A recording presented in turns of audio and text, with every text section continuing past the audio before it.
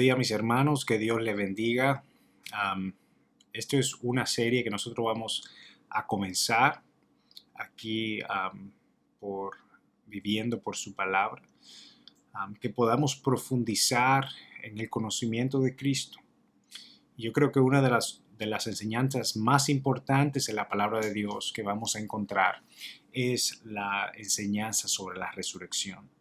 Y vamos a hacer unos estudios ahora en el cual vamos a caminar desde la tumba de Cristo, desde cuando Él muere y le entierran, a conocer a través de los evangelios cómo ocurrió la resurrección y cuál fue la cronología de los hechos y cómo podemos traducir estas cosas que nosotros vemos a nuestra vida como creyentes. ¿Qué significa la resurrección para nosotros? Que Dios ilumine nuestros ojos, nuestras mentes, nuestros corazones para que podamos escuchar y entender la palabra y todo el consejo de Dios. Vamos a ver hoy una introducción acerca de lo que es la resurrección de Jesús. Y para el segundo tema vamos a hablar sobre lo que fue la muerte de Cristo y el entierro de Jesús. La resurrección es una de las enseñanzas más importantes que nosotros tenemos en la palabra o en la Biblia.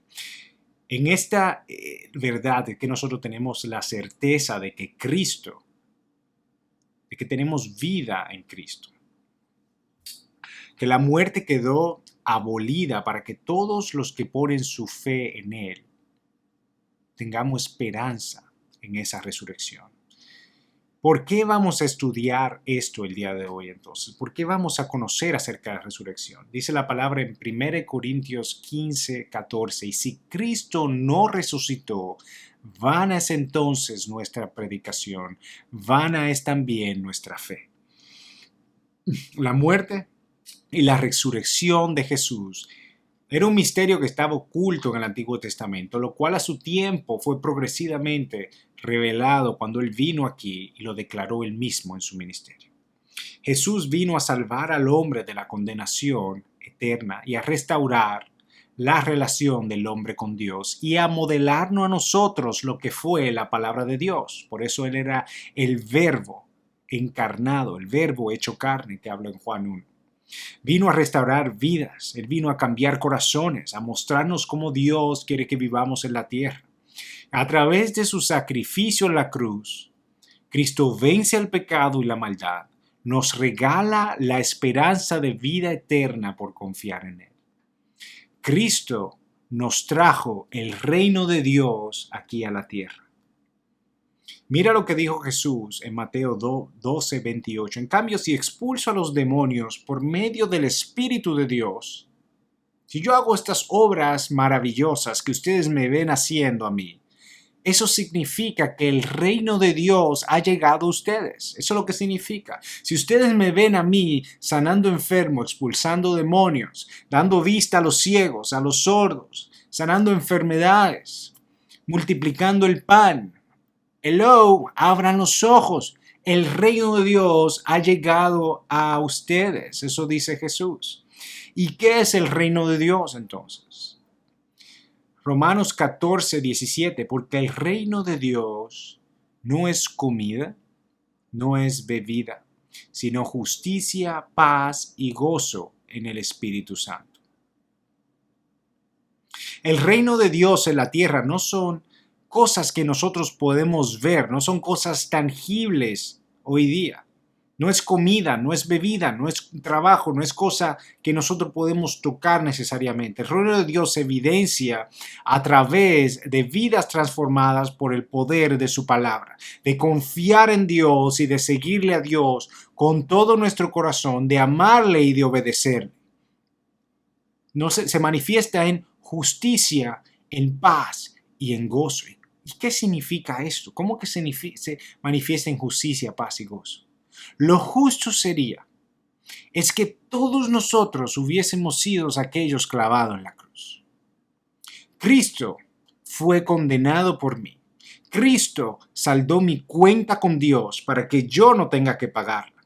La justicia de Dios y la justa condena del hombre cayó sobre Cristo. Pero ¿por qué Jesús tuvo que entonces morir por mí? ¿Por qué yo no pude simplemente saldar yo mi cuenta? Es importante entender por qué tuvo que morir, para entender por qué resucitó de la muerte. Desde la caída de Adán, todos nosotros, absolutamente todos, hemos pecado y no hemos apartado de Dios. Romanos 3:23, por cuantos todos pecaron y están destituidos de la gloria de Dios. ¿Y cuál es entonces la paga del pecado? Romanos 6:23 dice, porque la paga del pecado es muerte, mas la dádiva, el regalo, la bendición de Dios, la gracia de Dios, esa dádiva de Dios es vida eterna en Cristo Jesús nuestro Señor. Vimos que se manifiesta en justicia, se manifiesta el reino de Dios en paz. Esta justicia de Cristo me trajo paz con Dios. Y no es una paz de tranquilidad en mi casa, no es una paz de ir de vacaciones, de no tener sufrimiento o dolor, de tener todo lo que yo necesito, sino que no importan las circunstancias que vengan, Dios es mi Padre y yo confío en Él y que Él cuida de mí. Es una paz que no se puede explicar. Y en Filipenses 4:7 dice que sobrepasa todo entendimiento. Dice Isaías 53:5, el castigo de nuestra paz se fue sobre él. Y Romanos 5:10, porque si siendo enemigos fuimos reconciliados con Dios por la muerte de su Hijo, mucho más siendo reconciliados seremos salvos para la vida. Justicia, paz, esa fue mi paz. La muerte de Cristo que me reconcilia con mi Dios y trae paz entre la enemistad que había entre Dios y yo. Por eso Cristo dijo, pero yo os digo, amad a vuestros enemigos, bendecid a los que os maldicen, haced bien a los que os aborrecen y orad por los que os ultrajan y os persiguen. Mateo 5:44, porque de esa forma fue que Él me ha amado a mí. Yo era ese enemigo y el castigo de mi paz fue sobre él. Y por esa justicia de Cristo en mí, por esa paz que trajo Cristo en mí, ese es el gozo que yo tengo que tener en mi vida. Se manifiesta en justicia, paz y gozo. Y por esta paz tenemos gozo en Dios, el cual es uno de los frutos que vemos en Gálatas 5:22. Es uno de los frutos del Espíritu, el gozo que tenemos de la salvación, que tenemos de la paz con Él. ¿Acaso su muerte fue una sorpresa inesperada que le tomó de sorpresa a Jesús? ¿Acaso fue una sorpresa inesperada y Jesús no sabía que venía? La muerte de Jesús fue predicha en el Antiguo Testamento desde Adán y Eva, desde el principio. Fue mostrada a Abraham cuando iba a sacrificar a su hijo Isaac y Dios proveyó un cordero en Génesis 22. Cristo era ese cordero. En Salmos 22:16 dice, y me han traspasado las manos y los pies, hablando de cómo ese cordero iba a morir, Cristo. Del Salmo 22:18 dice también, y ellos repartieron mis vestidos entre sí, y sobre mis vestidos echaron suertes, hablando la forma en que iba a morir. Isaías 53:4, Él cargó con nuestras enfermedades y soportó nuestros dolores. El versículo 5, fue traspasado por nuestras rebeliones y molido por nuestras iniquidades, y sobre Él recayó el castigo, precio de nuestra paz. Y gracias a sus heridas fuimos sanados. Y el versículo 8, Isaías 53, después de aprenderlo y juzgarlo, le dieron muerte. Isaías 53:11, y por su conocimiento, mi siervo justo justificará a muchos y cargará con la iniquidad de ellos. Su muerte ya estaba predicha. Jesús mismo predijo su muerte en por lo menos 3 ocasiones. En Mateo 16, Mateo 17, Mateo 20. Y en Lucas nosotros vemos que se la predice incluso a los fariseos no creyentes. Y dice en este versículo 31 a 33 de Lucas 13. Y en ese momento llegaron unos fariseos diciéndole, sal y vete de aquí, porque Herodes te quiere matar. Y él les dijo, id y decidle a ese zorro, yo expulso demonios y hago curaciones hoy y mañana, y al tercer día cumplo mi propósito, y después de azotarle le matarán, y al tercer día resucitarán. Esos mismos fariseos se acordaron de esas palabras de Jesús, como veremos más adelante. Aún la resurrección de Cristo, que está bien oculta en el Antiguo Testamento, y no era algo claramente revelado, que se entendía tanto como su muerte. El Salmo 16:10 dice, pero tú no abandonarás mi alma en el Seol, ni permitirás que tu santo vea corrupción. Y Oseas 6:2 dice, de 2 días nos dará vida y al tercer día nos resucitará y viviremos delante de él. ¿Por qué es importante que Cristo resucitara? Para mostrarnos a nosotros que Jesús tiene el dominio sobre la muerte. La muerte de Jesús fue planificada por Dios mismo. Nadie le quitó la vida a Jesús. Jesús entregó su propia vida. Muchos chances hubieron en el cual pudieron haber apedreado y matado a Cristo, y Cristo pasaba por donde ellos como si no pasara nada. Pasaba entre ellos como si fuera un fantasma entre las personas. Y mira lo que dice en Juan 10:8, dice, nadie me quita la vida, sino que yo la doy de mi propia voluntad y tengo el derecho para darla y para recibirla. En Juan 11:25 dijo Jesús, yo soy la resurrección y la vida.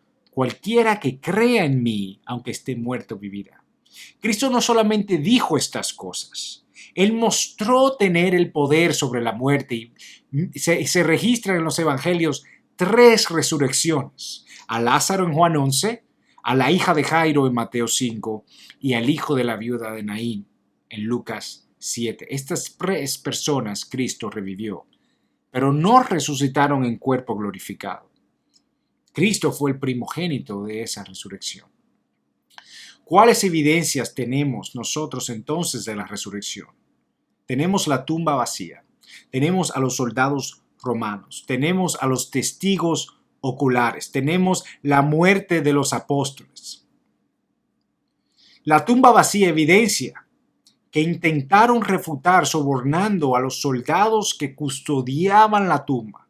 Nunca se recobró el cuerpo de Jesús y la tumba tenía un sello romano que impedía que nadie tocara esa tumba si que fueran muertos los culpables. Los soldados romanos, no hubo evidencia de que Jesús haya sobrevivido la crucifixión. Cuando le quitaron los lienzos y abrieron la piedra después de haber pasado por la crucifixión y también vencido a los soldados afuera, imposible. Cristo no hubiera tenido fuerza ni para pararse de ahí, mucho menos quitarse esos lienzos, como tenía las manos quebradas y los pies quebrados. ¿Y qué tal los testigos oculares? Ni uno solo de sus seguidores, ni uno solo, ni su mamá, creyó que Cristo iba a resucitar en el tercer día. Hasta verlo con sus ojos y eventualmente dieron su vida por Cristo. Lo vieron más de 500 personas después de haber resucitado. En 1 de Juan 1:1 dice, lo que era desde el principio, lo que hemos oído, lo que hemos visto con nuestros ojos, lo que han contemplado y palparon nuestras manos tocante al verbo de la vida. Nosotros lo vimos, lo oímos, lo tocamos, todo. No hay duda de que nosotros, todo esto que estamos aquí, estamos diciendo la verdad. No fueron ni 1 o 2 personas, fueron cientos de personas que vieron a Cristo resucitado y atestiguaban acerca de aquello que habían visto. Y en Hechos 2:32 dice, a este Jesús resucitó Dios, del cual nosotros somos testigos, hablando Pedro aquí. Y también nosotros tenemos la muerte de los apóstoles. Todos murieron martirizados, todos aquellos, excepto Judas, claro. Y también a excepción de Juan. 11 hombres cobardes que huyeron cuando lo crucificaron, que lo negaron. Hombres incrédulos, sin ningún tipo de esperanza cuando Cristo muere. No creyeron ni siquiera a los que traían la noticia de la resurrección. Estos hombres, después de haber visto a Cristo crucificado, nosotros vemos que Marcos fue arrastrado hasta la muerte, Pablo fue decapitado, Lucas colgado de un árbol de olivos, Tomás atravesado por lanza y tirado a las llamas, Juan puesto en un caldero de aceite hirviendo y fue desterrado a Patmos, donde escribió el libro de Apocalipsis, Felipe azotado y crucificado, Bartolomé despellejado vivo y crucificado, Mateo decapitado, Jacobo arrojado desde el techo del templo y asesinado a golpes, Tadeo asesinado con flechas, Andrés crucificado en una cruz, Jacobo decapitado y Pedro azotado y crucificado de cabeza. ¿Qué llevó a estos hombres y muchos otros discípulos que no están nombrados aquí? Cientos de discípulos o miles de discípulos, no sé cuántos fueron, que murieron al principio por seguir a Cristo. Nosotros vamos a ver en el orden de aparición de Jesús que primero se aparece a María Magdalena, después se aparece a las mujeres, después se aparece a los testigos de Emaús, a Pedro, a 10 discípulos, a 11 discípulos, a 7 discípulos luego en el mar de Tiberias, a Santiago, después se aparece en Galilea, a más de 50, a la Ascensión y como último, como abortivo, se aparece a Pablo. ¿Acaso todos estos hombres entonces dieron su vida por una mentira?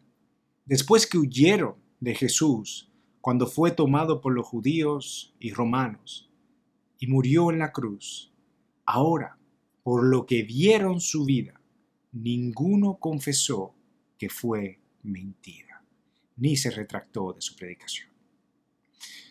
En el próximo segmento, en el próximo video, nosotros vamos a entrar en lo que fue el entierro de Jesús. ¿Qué fue lo que pasó ahí? Con José de Arimatea, las mujeres, Nicodemo que se presentó, cuáles fueron el orden de los hechos y vamos a ver lo que dice la Biblia con respecto a esto. Que Dios les bendiga y esperemos que podamos continuar caminando juntos, conociendo a nuestro Cristo. Bendiciones.